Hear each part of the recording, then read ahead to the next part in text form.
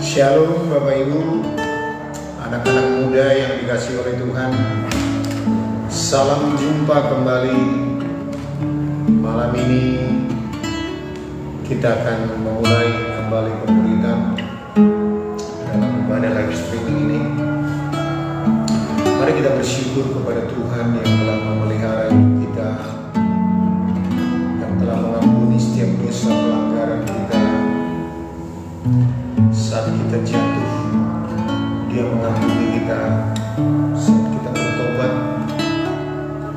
dan kita bersungguh punya Allah yang hidup, yang sungguh-sungguh mengasihi kita. Kehidupan yang kita terima setiap hari tersedia bagi kita oleh kasih karunia-Nya. Kita boleh berjalan bersama dengan Dia.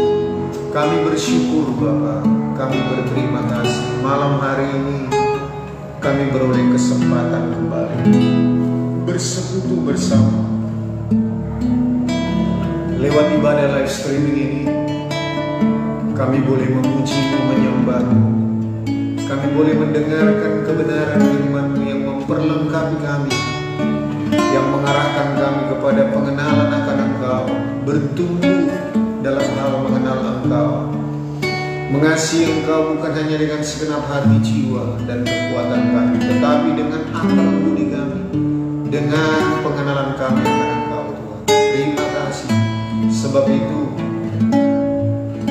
kami bersyukur untuk signal internet yang ada di tempat ini, dan juga yang ada di rumah-rumah umat-Mu, Tuhan, dimanapun umat-Mu menyaksikannya. Terima kasih Tuhan, Engkau yang mengurapi kami semuanya. Kami bersyukur dalam nama Tuhan Yesus. Ku cinta Kau, ku cinta Kau. Rahmat-Mu nyata bagiku, hidupku di dalam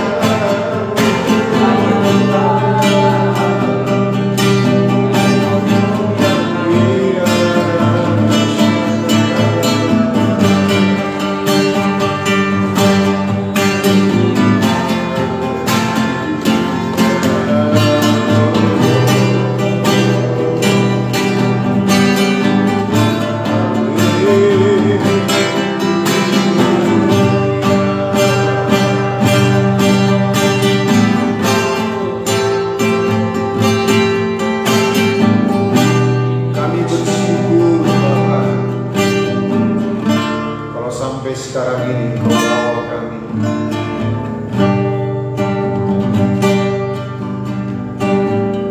mengikuti Engkau, sekalipun kami jatuh bangun Tuhan, Engkau tetap bersedia menolong kami, membawa kami kembali kepada jalan-jalan. Terima kasih Bapa. Sebab itu pimpinlah kami terus bertumbuh dalam hal pengenalan akan Engkau. Terima kasih Tuhan. Terima kasih Bapa. Perlengkapi kami dengan kebenaran firman-Mu.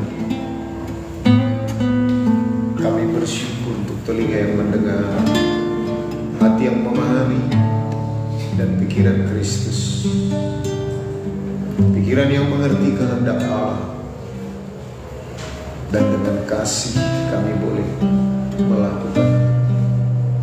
Terima kasih Tuhan. Kami siap mendengarkan kebenaran firman-Mu hanya di dalam nama Tuhan Yesus. Haleluya. Amin. Shalom Bapak Ibu yang dikasihi oleh Tuhan. Shalom. Kita akan menyambung apa yang telah kita dengar dari minggu-minggu yang lewat, yaitu tentang destiny ilahi. Kita telah menyambungnya dengan apa dasar Tuhan, apa motivasi Tuhan untuk menciptakan kita. Sebab untuk mengerti destiny ilahi kita, kita harus benar-benar kuat dalam fondasi, yaitu apa tujuan seorang pribadi pencipta menciptakan kita ciptaannya, sehingga kita punya dasar yang kuat untuk melakukan destiny ilahi tersebut. Dan kita telah mendengar, yaitu motivasi atau tujuan Tuhan menciptakan kita adalah hanya satu, yaitu cinta, yaitu kasih. Dan sebelum dunia dijadikan, Tuhan telah merancangkannya bagi kita, yang telah kita dengar dalam Efesus 1 ayat 5. Dalam kasih Dia telah memilih kita menjadi anak-anaknya, dan supaya kita hidup kudus dan tak bercacat celah. Nah, kita telah mendengar bahwa sekalipun ribuan, bukan biliunan, jutaan mungkin banyaknya malaikat di surga, Tuhan tidak bisa memberikan kasih-Nya kepada malaikat, sebab malaikat tidak sejenis dengan Tuhan. Makanya Dia menciptakan kita di dalam kasih-Nya, yaitu kita anak-anaknya, diciptakan serupa dan segambar dengan Dia. Segambar dengan Dia artinya satu roh dengan Dia. Itu yang membuat kita boleh menerima kasih-Nya Tuhan, yaitu kasih agapao. Dan untuk itulah alasan dari Tuhan menciptakan kita. Kita sudah mendengar itu minggu yang lewat, dan kita akan menyambungnya, yaitu setelah kita mengerti apa motivasi, apa tujuan Tuhan menciptakan kita, kita akan mendengarkan pertanyaan yang berikutnya, yaitu apa bukti dari Tuhan untuk mengasihi kita? Apa bukti dari Tuhan untuk mengasihi kita? Secara gamblang kita bisa membandingkan langsung, yaitu antara malaikat dengan manusia. Bukti kasih dari Tuhan lebih daripada kepada malaikat, daripada kepada kita manusia. Waktu malaikat Bahkan pemimpin malaikat yaitu Lucifer, sebelumnya namanya Luciel, dia sebagai pemimpin pujian penyembahan di surga. Dia bahkan dikatakan sebagai malaikat terang. Nah, kalau dari bagian worship mengatakan bahwa bukan hanya pemimpin pujian penyembahan, tetapi dari tubuhnya itu seperti ada alunan musik. Ketika tubuhnya bergerak, itu seperti ada alunan musik. Jadi betapa sempurnanya malaikat Lucifer ini diciptakan oleh Tuhan. Dan kita boleh lihat kebenaran firman Tuhan. Tetapi bedanya dengan manusia adalah ketika malaikat itu jatuh dalam dosa, malaikat Lucifer yang dijangkiti oleh penyakit kesombongan dengan mengatakan aku ingin, ada 5 kali dikatakan. Dia ingin merebut, intinya dia ingin merebut tahta dari Allah Bapa di surga. Nah, dia sombong. Nah, kehidupan kesombongan itu tidak bisa ada di surga, Bapak Ibu. Dan ketika malaikat jatuh dalam dosa kesombongan, dan dia membawa 1/3 malaikat, jumlah malaikat. Ketika Lucifer itu jatuh dalam dosa, Tuhan tidak turun untuk menebus. Tuhan tidak menebusnya, Tuhan tidak mencarinya. Tetapi saat manusia Adam dan Hawa jatuh dalam dosa, Tuhan turun. Nah, dari sana terbukti bahwa Tuhan lebih mengasihi manusia. Tuhan membuktikan kasihnya kepada manusia lebih daripada ciptaan yang lain. Tuhan lebih mengasihi manusia sekalipun jatuh dalam dosa lebih daripada malaikat-malaikat itu, termasuk malaikat Lucifer. Nah, pertanyaan yang kedua, kalau yang pertama tadi apa bukti daripada Tuhan lebih mengasihi manusia? Apa bukti daripada Tuhan memberikan kasihnya lebih daripada manusia, lebih daripada kepada malaikat atau ciptaan Tuhan yang lain? Itu adalah ketika manusia jatuh dalam dosa, Tuhan membuktikan menebusnya, dan dia turun ke bumi untuk menebus dosa manusia. Lalu yang kedua, pertanyaan yang kedua adalah malam ini yang perlu kita dengar, yaitu apa alasan Tuhan untuk mengasihi manusia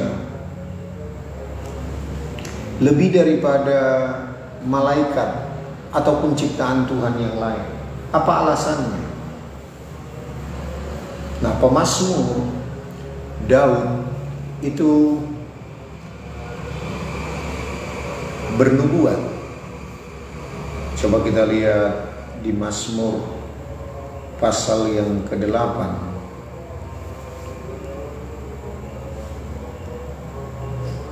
ayat 4 sampai ayat yang ke-6.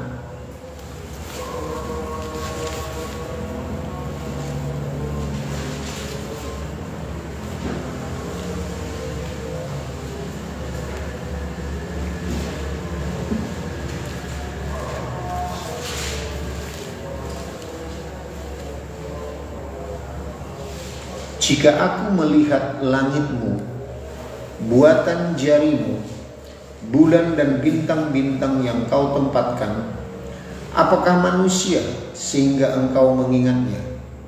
Apakah anak manusia sehingga engkau mengindahkannya? Namun engkau telah membuatnya hampir sama seperti Allah dan telah memahkotainya dengan kemuliaan dan hormat. Nah, lihat Bapak Ibu, di ayat yang keempat, jika aku melihat langitmu, buatan jarimu, buat bulan dan bintang-bintang yang kau tempatkan, semuanya ciptaan Tuhan yang lain selain manusia, itu semuanya hanya menunjukkan kemuliaan Tuhan. Di ayat yang lain juga dikatakan ciptaan langit, bumi itu menceritakan kemuliaan Tuhan, menunjukkan kemuliaan Tuhan. Kita kalau pergi ya ke Danau Toba, kemarin kami waktu pergi dari Danau Toba, lalu kami ke Cianjur mula-mula, pemandangan dari tele, wah, sepanjang waktu kita mengitari Pulau Samosir itu, kita sangat kagum akan ciptaan Tuhan. Nah, lihat, ciptaan Tuhan itu semuanya hanya menunjukkan kemuliaan Tuhan, hanya bisa menceritakan kemuliaan Tuhan. Nah, kalau kita melihat gerhana matahari, gerhana bulan, atau kita melihat sunset, atau kita melihat pemandangan yang lain, bukan hanya danau. Kalau kita naik pesawat ya, kita naik pesawat lalu kita melihat ke bawah sebelum mencapai ketinggian tertentu, kita melihat gedung-gedung yang tinggi menjadi kecil, jalan-jalan menjadi kecil, semuanya itu indah sekali, indah sekali. Tapi kalau kita berada di darat itu mungkin repot ya. Tetapi kalau kita melihat dari ketinggian, itu semuanya menceritakan atau hanya bisa menunjukkan kemuliaan Tuhan. Tetapi coba kita baca ayat yang kelima. Namun engkau telah membuatnya hampir sama seperti Allah, dan telah memahkotainya dengan kemuliaan dan hormat. Jadi kepada manusia itu, waktu Tuhan menciptakan manusia, manusia bukan hanya menunjukkan kemuliaan Tuhan, tetapi Tuhan memahkotai manusia itu dengan kemuliaan dan hormat. Nah, apa arti kata kemuliaan? Dalam bahasa Ibrani berasal dari kata kabot. Bahasa Yunani namanya doxa. Nah, lihat Bapak Ibu, kata kemuliaan itu secara gamblangnya itu artinya adalah kualitas Allah, kualitas daripada kehidupan Allah. Nah, lihat Bapak Ibu, waktu Tuhan menciptakan Adam dan Hawa, diciptakanlah manusia itu serupa dan segambar dengan Allah. Serupa dan segambar dengan Allah. Kita telah mendengar minggu yang lewat, segambar, serupa itu berasal dari kata selem,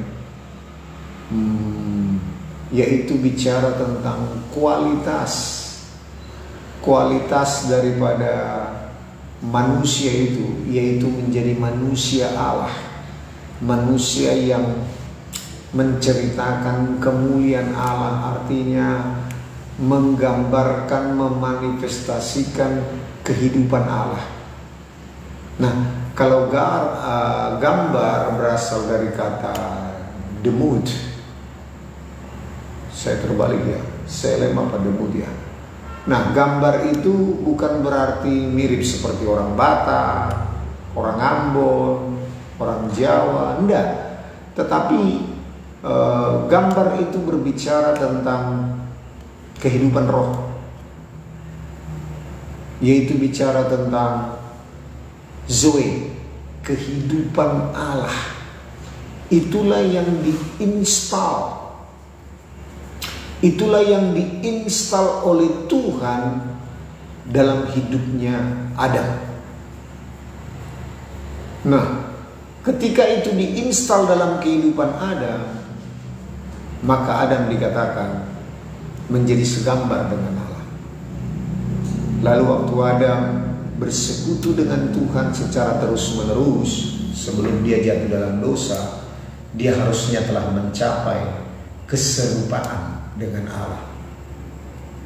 Nah, kehidupan Allah, yaitu kemuliaan Allah, itu diinstal dalam bentuk benih ilahi. Artinya kalau diinstal itu bahasa sekarang yang pengertian daripada dimahkotai, ditaruhkan di dalam roh manusia, yaitu benih ilahi.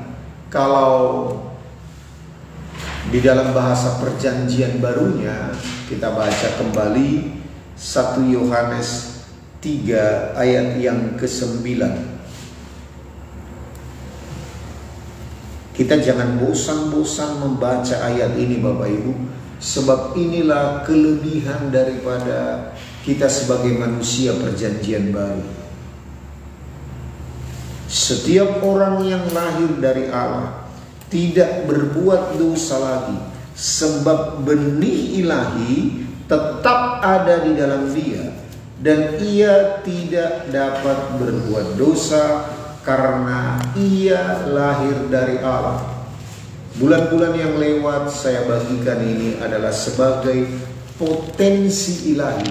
Ketika benih ilahi ditaruhkan oleh Roh Kudus di dalam roh kita, sama seperti Tuhan menaungi rahim Maria, kita pun ditaruhkan benih ilahi yang saya terjemahkan yaitu potensi ilahi. Potensi ilahi inilah yang memampukan kita menghidupi kehidupan Tuhan Yesus ketika dia ada di dunia ini.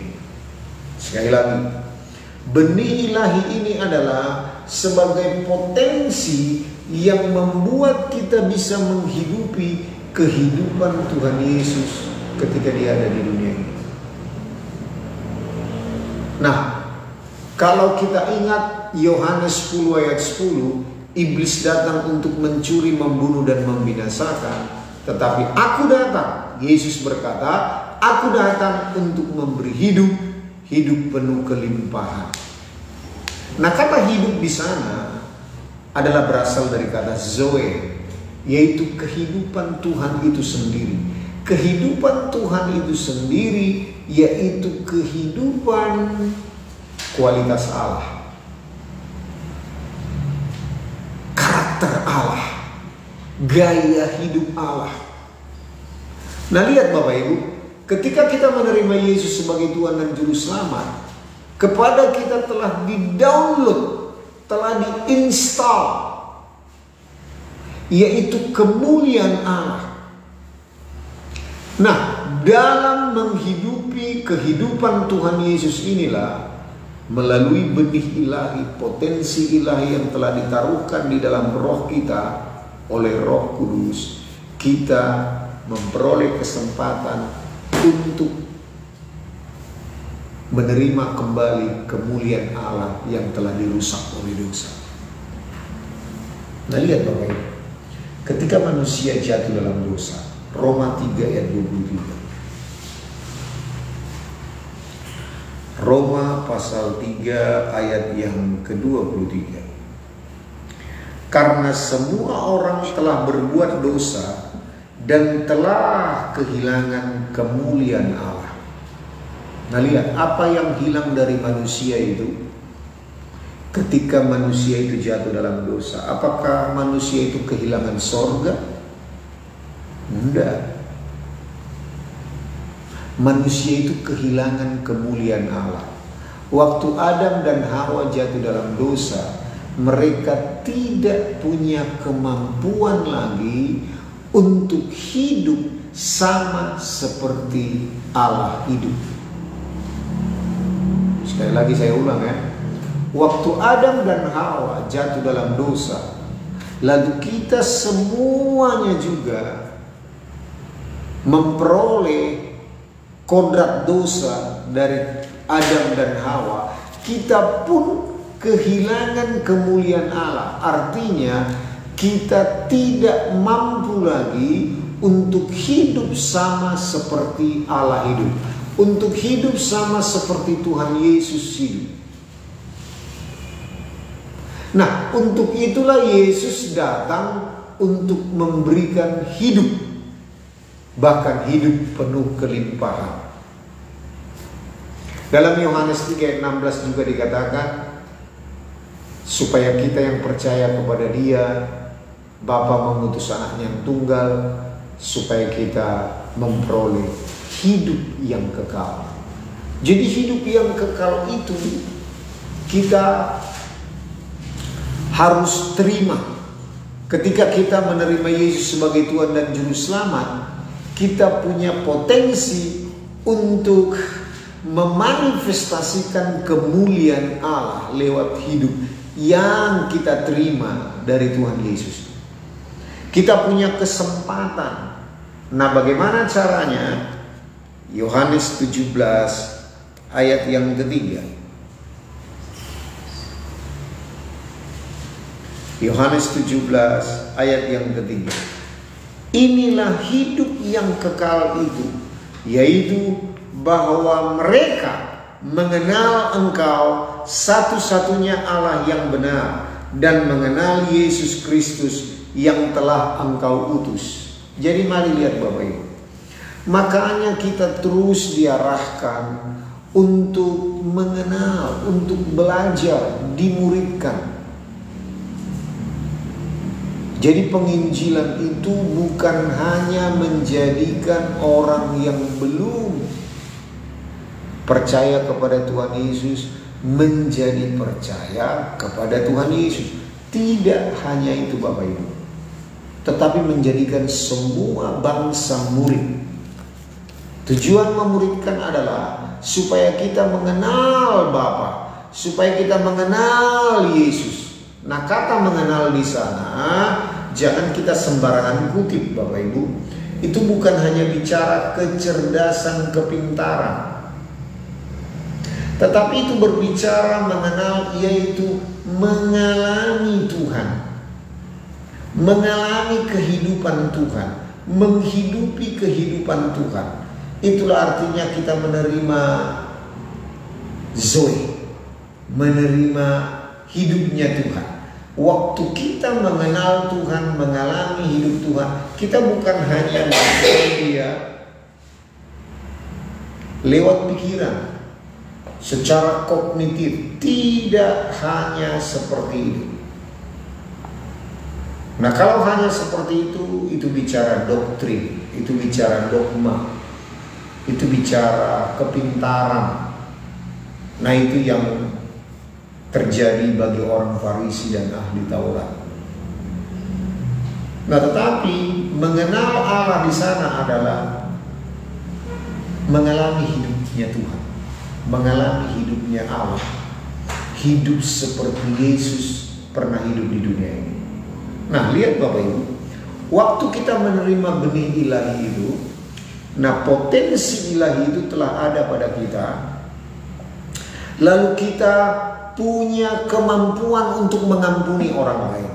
Kita punya kemampuan untuk memberkati orang lain.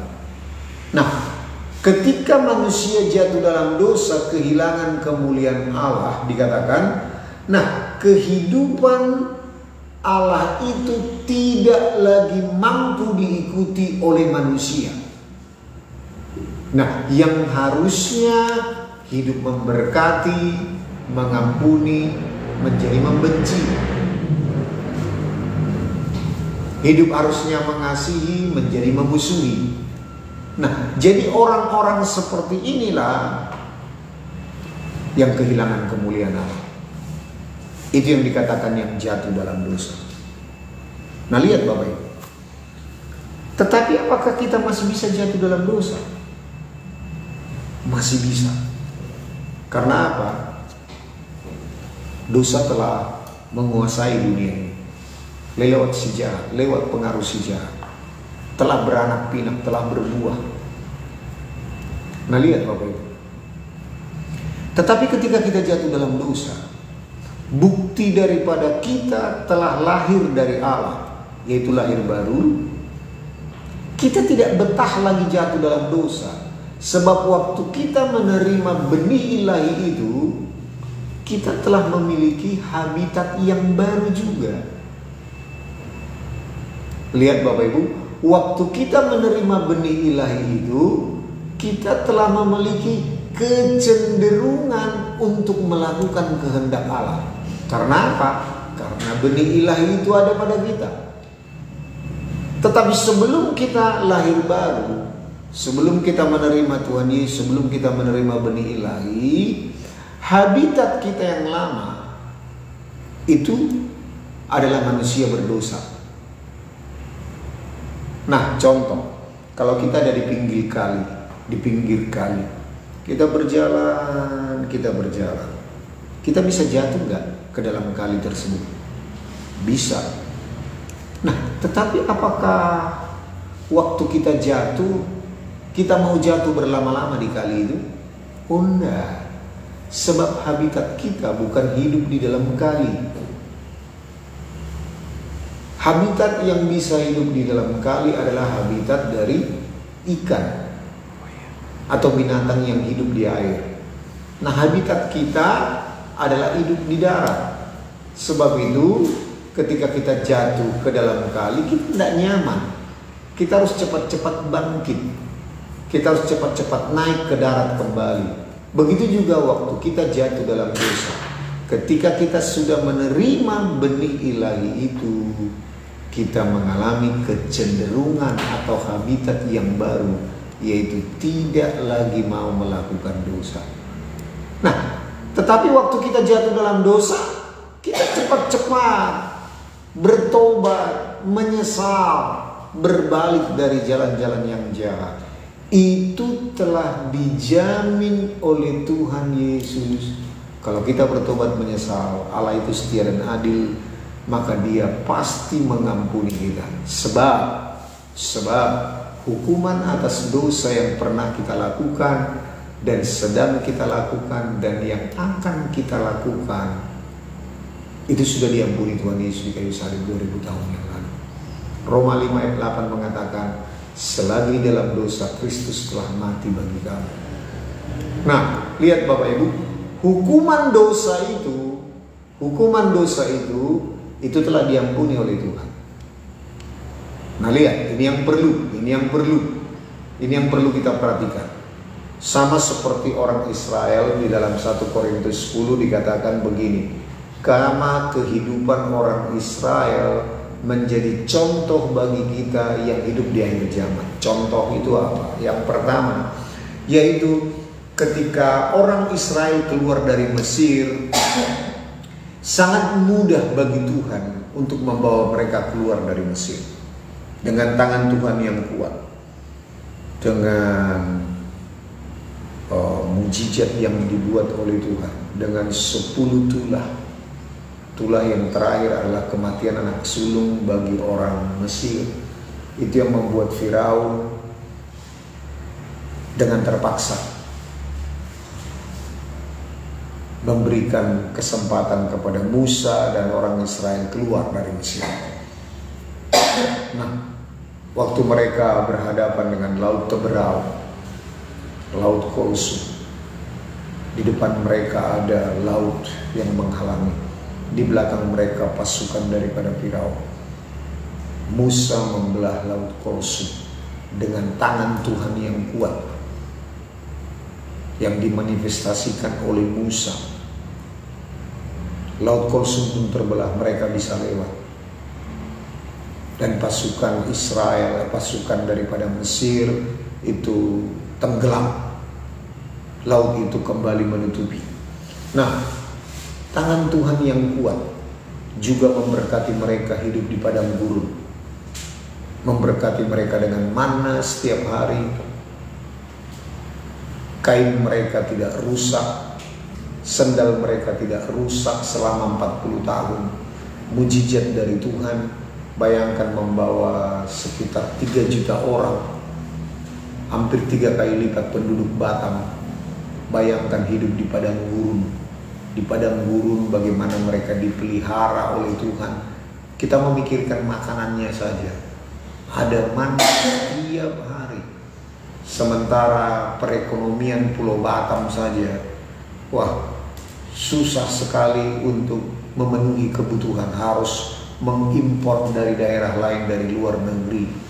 Air saja kalau musim kemarau, sementara di padang gurun itu jarang sekali turun hujan. Nah, kalau di Pulau Batam seperti padang gurun, bagaimana kita mendapatkan air? Tapi itu mujizat terjadi, tangan Tuhan yang kuat boleh memberkati kehidupan Israel di padang gurun.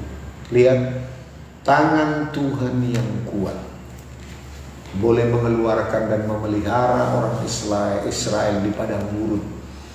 Nah, tetapi ini yang kedua yang perlu kita perhatikan. Ketika orang Israel keluar dari Mesir, mereka membawa tabiat Mesir. Mereka membawa gaya hidup Mesir. Nah, untuk mengeluarkan tabiat Mesir ini tidak bisa Tuhan saja, tidak bisa. Ini hanya dilakukan oleh manusia itu sendiri. Nah, lihat, sama seperti kita percaya kepada Tuhan Yesus. Yesus telah mati mengampuni kita 2000 tahun yang lewat. Kita hanya percaya oleh karena kasih karunia-Nya. Kita percaya kepada Yesus telah mati di kayu salib mengampuni dosa dan pelanggaran kita. Kita diselamatkan. Kita dibebaskan dari hukuman dosa. Tetapi ini yang paling penting. Ini yang paling penting Bapak Ibu. Yaitu tabiat dosa, kodrat dosa yang telah kita terima dari Adam dan Hawa. Roma 5 ayat 12. Itu tidak bisa dikeluarkan oleh Tuhan dari kehidupan kita. Tidak bisa Bapak Ibu. Tetapi Tuhan memberikan benih ilahi bagi kita untuk mematikan perbuatan-perbuatan dosa ini. Lewat pertumbuhan pengenalan kita akan Tuhan. Lewat kita memberikan makanan rohani, yaitu makananku ialah melakukan kehendak Bapa dan menyelesaikannya. Lewat kita melakukan kehendak Allah oleh pimpinan Roh Kudus, kita mematikan perbuatan-perbuatan daging kita. Jadi untuk mematikan perbuatan yaitu kodrat dosa, sehingga kita melahirkan kodrat ilahi, kita yang harus berjuang sendiri Bapak. Karena Tuhan telah memberikan benih ilahi, potensi ilahi, kecenderungan yang baru, yaitu kecenderungan untuk melakukan kehendak Allah. Nah, pertanyaannya, kenapa kodrat dosa ini harus dimatikan? Sehingga kita melahirkan kodrat ilahi. Kenapa? Yaitu, masih ingat tidak peristiwa Lucifer ketika dia dibuang dari surga karena dia sombong? Di surga tidak bisa hidup dengan gaya hidup sombong. Tidak bisa hidup dengan gaya hidup dosa. Di surga kita hanya bisa hidup dengan gaya hidup Tuhan itu sendiri, yaitu hidup dalam kebenaran, hidup dalam melakukan kehendak Allah Bapa. Nah, coba bayangkan kalau kita tidak berhasil selama kita di dunia ini, firman Tuhan mengatakan 70-80 tahun. Kalau kita belum berhasil mematikan kodrat dosa, lalu kita bawalah ini hidup dalam kekekalan. Bagaimana mungkin kita bisa hidup di surga dengan gaya hidup dosa? Bagaimana mungkin? Sudah ada contoh, Lucifer dibuang dari surga karena dia hidup dalam dosa, yaitu hidup dalam kesombongan. Nah, coba kita renungkan ini Bapak Ibu. Kita renungkan dalam-dalam. Untuk apa Tuhan memberikan hidupnya bagi kita? Benih ilahi, potensi ilahi, supaya kita berhasil mematikan manusia lama kita, kodrat dosa, supaya kita tidak membawa itu kepada kekekalan. Karena kodrat dosa ini seperti mesin pembuat dosa. Kodrat ilahi, mesin pembuat hal-hal yang ilahi. Nah, sebab itu pernah saya berkata begini, hanya kekristenan yang mengajar tentang kesempurnaan, hidup kudus dan tak bercacat celah. Pertanyaannya, apakah kita bisa hidup kudus dan tak bercacat celah? Bisa, karena Tuhan yang berfirman, hendaklah kamu sempurna seperti Bapamu sempurna. Bahkan Dia sudah merancang kita sebagai anak-anaknya dalam Efesus 1 ayat 3-5. Sebelum dunia dijadikan, kita dirancang, kita telah direncanakan oleh Bapa kita di dalam Yesus Kristus Tuhan untuk menjadi anak-anaknya, hidup kudus dan tak bercacat celah. Nah, lihat Bapak Ibu, sekali lagi, Yesus datang ke dunia ini untuk memberikan kita hidup, yaitu hidup penuh kelimpahan. Kalau kita hidup sama seperti Yesus hidup, maka kita akan menerima kemuliaan itu. Kemuliaan yang sempat hilang karena kita telah jatuh dalam dosa, karena kita telah menerima dosa warisan, kodrat dosa dari Adam dan Hawa, kita kehilangan kemuliaan Allah. Nah, waktu Yesus datang, lalu Dia hadir dalam hidup kita, kita dikembalikan untuk menerima kemuliaan Allah. Amin Bapak Ibu. Jadi dikatakan dimahkotai dengan kemuliaan dan hormat, itu dikembalikan kepada kita. Nah, lihat bagaimana caranya.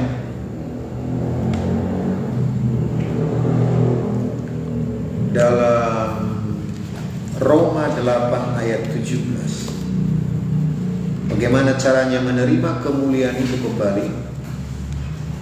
Roma 8 ayat 17, dan jika kita adalah anak, maka kita juga adalah ahli waris.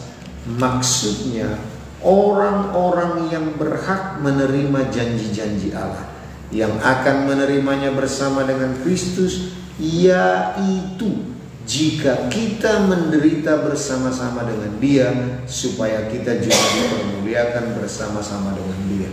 Jadi bagaimana cara menerima kemuliaan itu? Kalau kita hidup menderita bersama dengan Kristus. Amin Bapak Ibu.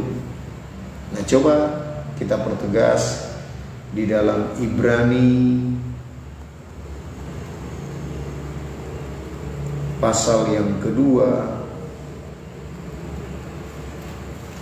Kita baca dulu ayat 6-7, lalu ayat 9-10. Ini yang dikutip oleh Paulus dari Mazmur pasal 8 ayat 4-6 tadi. Ibrani pasal 2 ayat 6-7. Ada orang yang pernah memberi kesaksian di dalam suatu nas. Katanya, apakah manusia sehingga engkau mengingatnya? Atau anak manusia sehingga engkau mengindahkannya?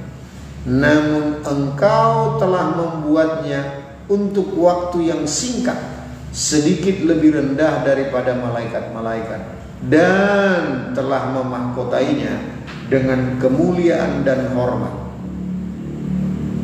Ayat yang ke-9-10. Tetapi Dia yang untuk waktu yang singkat dibuat sedikit lebih rendah daripada malaikat-malaikat, yaitu Yesus, kita lihat, yang oleh karena penderitaan maut dimahkotai dengan kemuliaan.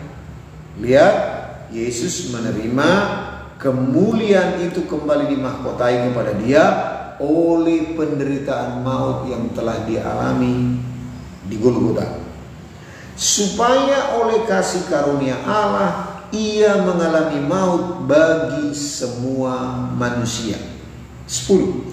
Sebab memang sesuai dengan keadaan Allah yang baginya dan olehnya segala sesuatu dijadikan, yaitu Allah yang membawa banyak orang kepada kemuliaan, juga yang menyempurnakan Yesus yang memimpin mereka kepada keselamatan dengan penderitaan. Jadi mari lihat Bapak Ibu, bukan hanya Yesus direndahkan untuk sementara waktu lebih daripada malaikat, tetapi bagi Yesus yang telah menerima kemuliaan karena penderitaan maut yang telah dialami, dikatakan Yesus juga membawa kemuliaan itu kepada kita.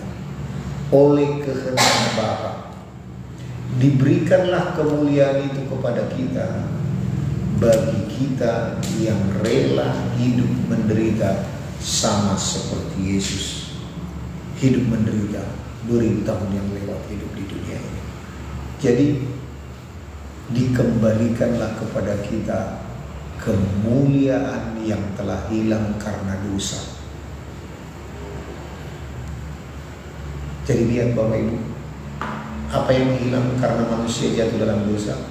Kemuliaan, bukan surga ya. Kemuliaan. Kemuliaan yang telah dimahkotai kepada kita dan juga kepada Yesus. Nah, tujuan Tuhan Yesus datang ke dunia ini untuk mengembalikan kemuliaan itu. Terakhir 2 Korintus 3 ayat 18.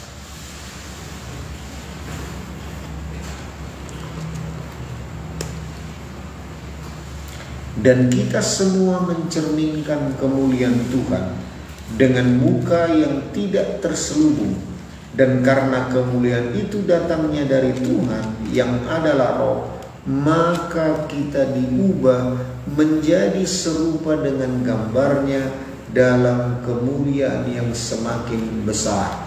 Jadi perubahan kita dari manusia dosa menjadi anak Allah, yaitu anak Allah sebagai teknon, bertumbuh menjadi paidion, anak-anak remaja secara rohani, lalu bertumbuh menjadi dewasa, yaitu menjadi huios, menjadi anak-anak Allah yang dewasa.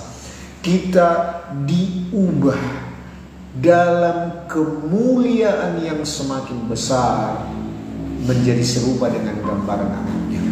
Jadi tingkat pengenalan kita akan Tuhan semakin bertumbuh,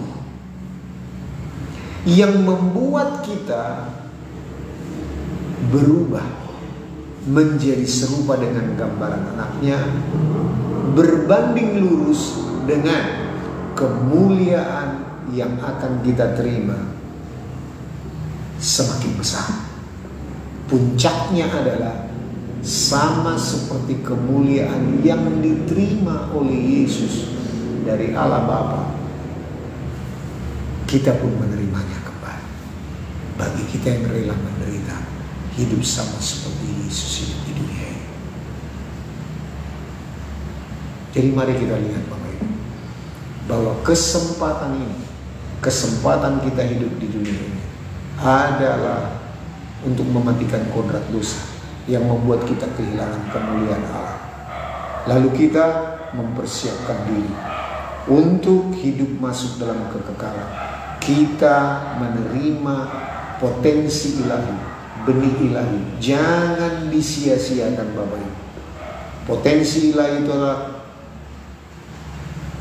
kemampuan Allah yang telah diberikan kepada kita, dan kecenderungan yang baru untuk hidup dalam habitat yang baru sebagai anak-anak Allah, tidak menyukai lagi hidup dalam dosa. Jadi di dunia ini kita masih bisa jatuh dalam dosa, tetapi nanti di kehidupan kekal selama-lamanya tidak bisa lagi, sebab kodrat dosa telah kita matikan menjadi kodrat ilahi. Iblis pun telah dibuang ke neraka. Dan juga dampak daripada dosa yang ada di bumi ini akan dihukum dengan api. Dan kita akan digantikan dengan langit bumi yang baru. Jadi bersih dari dosa. Dosa dari luar, dari pengaruh iblis, dampak daripada dosa yang telah beranak pinak sampai sekarang ini, itu pun telah diganti dengan langit bumi yang baru. Terutama dari kodrat dosa yang kita terima dari Adam dan Hawa telah tergantikan dengan kodrat ilahi. Jadi kita bisa hidup di dalam kekekalan bersama dengan Bapa dalam kemuliaan Allah. Amin Bapak Ibu. Nah, sekian dulu. Mari Bapak Ibu renungkan firman ini dalam-dalam. Nanti kita hari Minggu akan memperjelas lagi, karena ini sangat penting Bapak Ibu.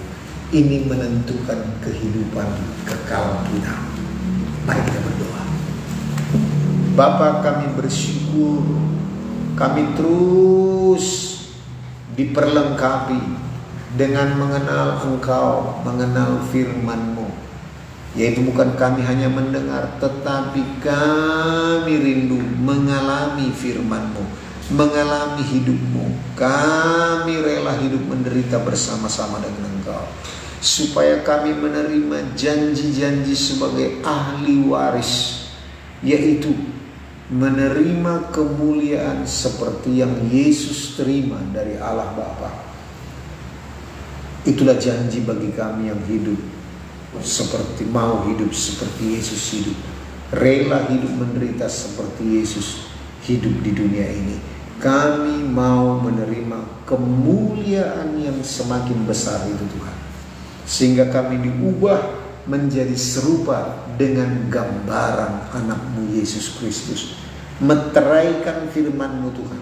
Hamba-Mu berhenti berbicara, tetapi Engkau Roh Kudus melanjutkannya. Terima kasih Tuhan. Kami mengucap syukur dalam nama Tuhan Yesus kami berdoa. Haleluya. Sama-sama kita katakan amin. Shalom. Selamat malam bagi kita semua. Tuhan Yesus memberkati.